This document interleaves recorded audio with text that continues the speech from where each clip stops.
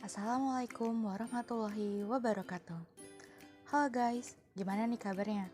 Semoga kalian selalu dalam keadaan sehat ya. Sebelumnya, perkenalin, nama gue Priska Dini Alvita dari Prodi Pendidikan IPS 2020. Dan teman gue, Amalia. Halo guys, kenalin nama gue Amalia dari Prodi Pendidikan Administrasi Perkantoran. Salam kenal semua. Nah, kali ini gue dan Amal bakal bawain podcast dengan tema Tokoh Pemuda Kalimantan Barat yang Mendunia. Wah, keren banget nih tema podcast kita kali ini. Buat kalian, kaum-kaum milenial wajib banget dengerin podcast kita sampai selesai. Oh iya, tokoh yang akan kita bahas adalah salah satu anak muda yang berasal dari ibu kota Kalimantan Barat. Ayo, Amal tahu nggak nih ibu kota Kalimantan Barat itu ada di mana? Jelas tahu dong, ibu kota Kalimantan Barat itu Pontianak. Kayaknya gue tahu nih siapa sih tokoh muda yang akan kita bahas. Kita mau bahas pemuda berbakat namanya Beni Fajarai kan? Benar banget nih Amal.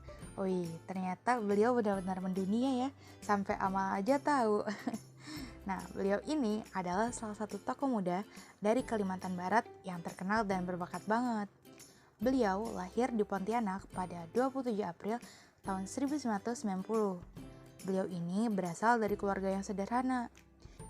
Tapi ya, walaupun terlahir dari keluarga sederhana, beliau ini adalah seorang pemuda yang sukses. Kesuksesannya ia dapatkan dari usaha dan kerja kerasnya yang tak pernah henti. Beni Fajarai adalah lulusan IT di Binus University. Ia bisa kuliah di kampus ini karena mendapat beasiswa. Sejak duduk di bangku kuliah, Beni Fajarai ini memulai bisnis bidang IT dengan membuat sebuah grup Cactus Project yang berisi mahasiswa pintar di kampusnya. Cactus Project ini berhasil mendapatkan klien perusahaan besar loh, seperti AC Nielsen dan PTHM Sampurna Tbk. Tapi sayang, Cactus Project ini harus bubar karena ia dan teman-temannya berbeda visi. Wah, keren banget ya, Beni Fajarai ini masih muda tapi sudah bisa membangun perusahaan startup.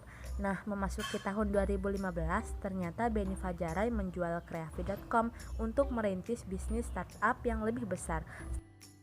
Tapi sayang banget nih Mel, startup tersebut juga harus ditutup pada 2019. Di titik inilah, beliau mengalami kegagalan untuk kedua kalinya. Setelah Kelapak.com tutup, beliau bersama 3 orang temannya membangun bisnis di sektor industri keuangan. Bisnis tersebut bernama PT Lifepal Teknologi Indonesia. Bisnis ini bergerak di bidang informasi dan perlindungan finansial.